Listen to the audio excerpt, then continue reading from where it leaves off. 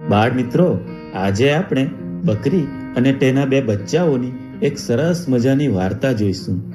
એ રસ્તે આગળ નીકળી જાય છે.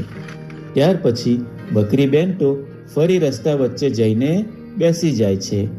ત્યાર પછી થોડી વારમાં ગોળનું ગાડું આવ્યું.